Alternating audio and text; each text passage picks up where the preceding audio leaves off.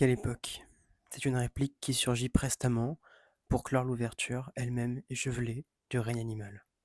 Pris dans un embouteillage alors qu'ils sont attendus au chevet de la mer, à l'hôpital, un père, Romain Duris, et son fils, Paul Kirchner, s'engueulent. L'aîné s'irrite de tout et notamment du retard du jeune, qui de son côté réagit jeunement.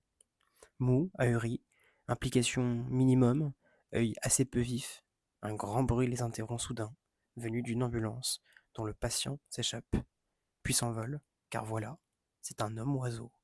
Quoique cela n'étonne ni le père ni le fils, ni personne autour, puisque, là où commence le film, cet étrange phénomène de mutation des hommes, des femmes, des enfants qui se métamorphosent lentement en bêtes de toutes sortes. Et comprend-on un fait déjà bien établi.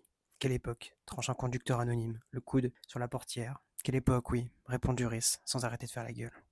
Voici les premiers mots de la critique de Jérôme Momcilovic, rédacteur dans les Cahiers du cinéma. Ça m'évite de vous faire le résumé du film et ça me permet de vous parler un petit peu de cette séquence d'introduction.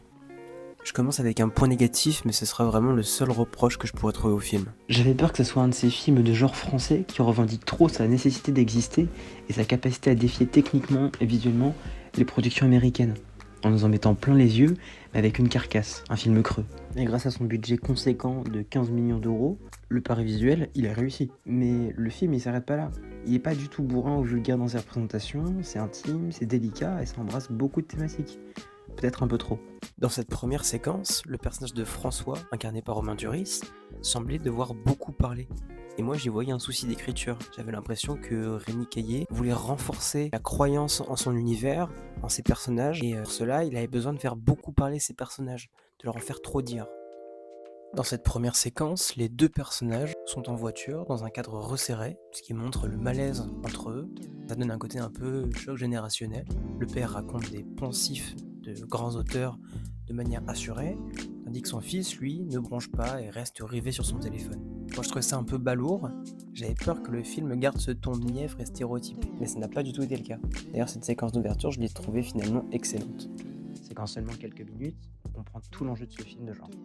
Et cela dans une seule unité de temps et de lieu.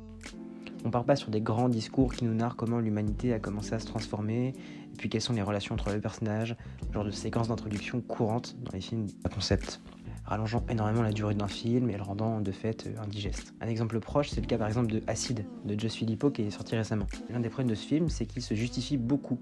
Le personnage de Guillaume Canet a besoin de beaucoup parler comme s'il devait clamer son existence, comme un besoin de prouver qu'il est un vrai personnage. Cette séquence d'introduction un peu pesante entre les deux personnages, elle finit par imploser et ça se matérialise par l'apparition de cet homme-oiseau. En fait, le truc, c'est que ça désarçonne complètement nos attentes de spectateurs de films de genre. On s'attend vraiment à voir des scènes fantastiques et des scènes très hyperboliques. Et au final, on a quelque chose de très commun, de très normalisé. Il y a une sorte de monstre entre mi-animal, mi-homme, mais c'est commun. C'est pas du tout, pas de grandes réactions. Plus encore que quelque chose de commun, c'est la rencontre du fantastique dans le cadre familial. Rémi Caillé, il fait communiquer le personnel avec l'impersonnel, l'intime et la masse, mais en restant toujours épuré. Il montre des créatures, mais pas des monstres. Il dévoile la part de bestialité dans les comportements humains. En fait, il s'agit d'un film de l'entre-deux, ou de l'à côté. En fait, ça vient complètement briser notre horizon d'attente de spectateur. On s'imagine qu'avec un film comme celui-ci, avec un budget conséquent, c'est un film quand même avec un budget de 15 millions d'euros, qui se veut, qui est plutôt ambitieux techniquement. Donc on penserait à un film sur la confrontation entre l'homme et l'animal, et au final, c'est pas du tout le cas. Et dès les premières minutes du film, on nous place le cadre. Ça sera un film sur la cohabitation entre l'homme et l'animal. Alors oui, bien sûr, il y a quand même des scènes de confrontation, mais c'est pas le cœur du film. Je pense qu'avant tout, Le règne animal, c'est un film sensitif. C'est un film d'ambiance. On peut vraiment faire une différence entre la séquence d'introduction de The Host de Bong Joon-ho et Le règne animal, par exemple. Dans The Host, c'est très exubérant, et ça marque la terreur l'effroi face à l'apparition de ces créatures. Et dans le règne animal, c'est ancré dans le réel. Autrement dit, dans le règne animal, on a un fantastique ordinaire qui est rendu banal. Tandis que dans The Host, on a un fantastique qui est mémorable. Dans The Host, la créature, elle apparaît sur les bords de la rivière Han. C'est un lieu qui est très fréquenté par les habitants de la ville. Et donc l'idée, c'est vraiment de dire que la terreur, l'effroi peut surgir de n'importe où et qu'il y ait de l'insécurité dans chaque recoin de la ville.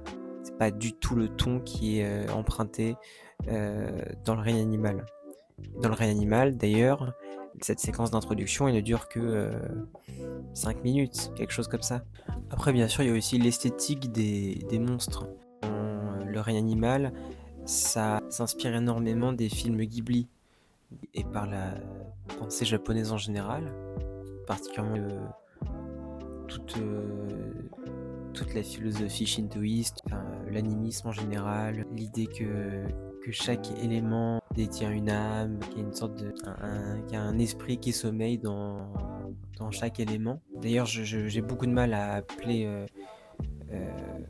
nommer les créatures dans le règne animal comme étant des monstres, parce que ça reviendrait à dire qu'ils n'ont pas d'état d'âme, alors que c'est pas du tout le cas. Les monstres dans le règne animal sont plutôt inspirés de ce que l'on peut trouver chez Guillermo del Toro. Des monstres beaux et fragiles, errants solitaires, austères au premier abord, mais bien plus loquaces que bon nombre d'humains. Avec ce film, Rémi Caillé évite l'écueil du monumentalisme et de la surenchère. Ça reste aéré et modéré, il y a un ancrage très fort dans le commun. Même dans ces personnages rendus monstres, il y a de l'intimité. Ce sont des personnages hommes qui deviennent monstres par les mutations, mais qui finalement redeviennent hommes par le cinéma, par des moyens de mise en scène, par la douceur de leur représentation. Le film partage plusieurs traits communs avec l'univers des films Ghibli. Ce sont des coming-age movies, des films sur l'éveil. On y suit souvent des enfants ou adolescents qui passent de l'insouciance aux problèmes de la vie, de ces instants charnières où l'on peut parfois basculer brutalement de l'enfance paisible à un monde plus rude, inconnu et dénué de repères. En d'autres termes, des films sur l'éveil au monde et l'éveil à soi. Dans le règne animal, Émile et son père décident de quitter la ville pour suivre la mère transférée dans un centre hospitalier dans les Landes. Dans ce premier temps du film, on sent un climat austère entre le père et le fils, et c'est alimenté par l'espace dans lequel ils demeurent, un espace dominé et façonné par l'homme et pour l'homme. C'est froid, c'est bétonné, et c'est impropre à leur épanouissement et à leur développement. Émile suit à reculons son père dans les Landes, mais finalement, ce voyage va apparaître comme une quête émancipatrice, une quête de compréhension de l'autre comme l'animal, mais aussi la compréhension mutuelle du père et du fils envers le père, et c'est tout le travail de fabuliste qu'il peut y avoir dans l'œuvre de Rémi Caillé. Prendre des personnages dans un contexte, dans une situation, et les en sortir, ou plutôt en les décentrant. Ici, on prend des personnages qui vivent dans un milieu urbain, et on les en sort pour les amener dans un milieu rural, et en l'occurrence dans les Landes, avec tout un folklore, tout un tas de légendes qui entourent cette région. Chez Rémi Caillé, on retrouve constamment des personnages de l'entre-deux, entre le monde commun et une existence un peu anarchique. Dans Les Combattants, le personnage d'Adèle Haenel est une survivaliste. Elle se prépare à ce fameux jour où tout va partir en couille. Elle décide de suivre un programme intensif dans les rangs de l'armée, mais au final, la rigueur, les normes de l'armée ne lui conviendront pas et elle finira par faire cavalier seule. Enfin, pas vraiment. Elle sera accompagnée d'Arnaud, interprété par Kevin Azaïs. Et si leur relation finit par tourner à la relation amoureuse, il y a aussi du Montaigne et de la Boétie dans leur lien. Ce nom sacré, cette chose sainte qui est l'amitié. Ce petit quelque chose qui naît d'une mutuelle estime, de la connaissance de l'intégrité de l'autre, d'un entrelacement de part et d'autre. Pour Caillé, les bons personnages, ce sont ces gens qui doutent, c'est la consistance de l'inconsistance, c'est la cruauté de l'instabilité. Ce sont des figures qui doivent apprendre à vivre seules, à expérimenter de leur côté, à désirer discrètement, pour espérer, enfin, se frayer une place dans la collectivité. Le cinéma du réalisateur, il est empreint de personnages marginaux. Moi, j'y vois particulièrement des similitudes avec une série populaire qui est Stranger Things.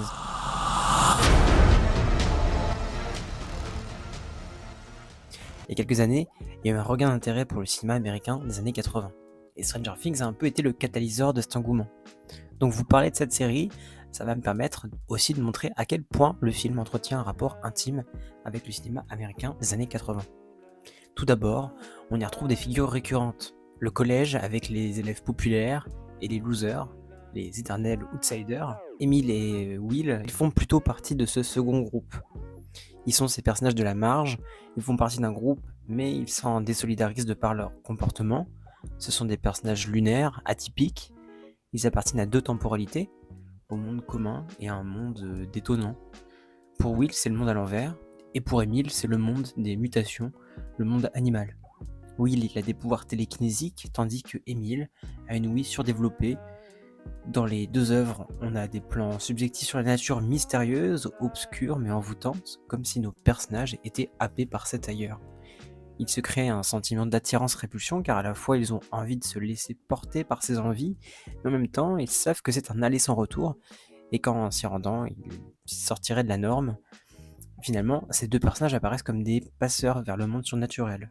Ce sont des charrons, faisant la transition entre le commun et le mystérieux. François et Joyce, les parents, sont eux aussi semblables. C'est un peu les ahuris du coin. Joyce, elle décore sa maison d'une tonne de guirlandes pour entrer en contact avec son fils, tandis que François, il dissémine des vêtements pleins de sueur aux quatre coins de son jardin pour appâter sa femme. Il y a plusieurs motifs aussi, comme les casiers typiques des collèges américains. Le vélo est récurrent dans le film. Émile s'en sert pour s'approprier l'espace, mais aussi il sert de fuite. Même dans les musiques, on ressent cette série. C'est grandiose, c'est envoûtant, et ça appuie brillamment le caractère fabuliste du film. Les musiques ont été composées par Andrea de Laszlo De Simone, un auteur-compositeur italien incroyable, dont les compositions ont souvent été comparées à de la pop baroque, comme pouvait le faire Burt Bacharach. Je m'emporte, ça n'a plus rien à voir avec le film, mais allez écouter Andrea de Laszlo De Simone, c'est vraiment génial. Le film reprend aussi des codes narratifs typiques du cinéma américain, comme le nouvel élève qui arrive en cours d'année, élève un peu mystérieux, énigmatique. Waouh, un nouvel élève! Je me demande comment il est. Et puis tout bêtement, il s'agit d'un teen movie. Les teen movies, ce sont des films qui prennent pour des personnages principaux des adolescents, car c'est une période qui offre une grande richesse narrative. C'est l'âge des remises en question sur l'existence, de la confrontation avec l'altérité sous toutes ses formes. Obviously, Doctor, you've never been a 13-year-old girl. C'est une période de quête de sens pour des jeunes dont la psychologie et le corps changent, et une recherche d'autonomisation par la pensée, par les actions. Émile, il doit se réaliser dans cet espace quasi fantasmagorique, avec ses denses forêts de pins où tout paraît vierge, tel un espace à s'approprier par le mouvement. Mais c'est une appropriation qui n'est contraignante pour personne. C'est le point écologique du film, l'alliance de l'homme avec la nature. Caillé, il aspire avec ce film à faire de l'adolescence une puissance totalisante, qui donne à penser tous les maux de la société. Un cinéma du social et de l'intime finalement. Donc des caractéristiques qui seraient proches d'un cinéma européen. Donc dans sa forme, le film est tripartite. Il est à la lisière du cinéma asiatique, d'un cinéma américain et d'un cinéma européen. On pourrait pas le réduire à une question binaire, savoir est-ce qu'il est plutôt asiatique que américain. Le règne animal est empreint de références multiples, tant de cinéma asiatique sur ses cadrages naturalistes et la philosophie écologique, de cinéma américain dans son aspect teen movie Spielbergien, que de cinéma européen sur son caractère social, sur la question du rapport à l'étranger. Mais l'une des prouesses du film, c'est sa capacité à maximiser le regard, à puiser dans la pluralité du cinéma sans jamais se perdre dans la référence, sans perdre le cap. C'est son acuité à garder sa ligne de mire sans devenir le pastiche d'un genre. Autrement dit, avec ce film, Rémi Caillé réalise un cas d'école, un film de référence, dévoilant une recette finement maîtrisée, car c'est bien cela un grand film, une belle cuisine, un bon plat, épicé, relevé, mais finement dosé.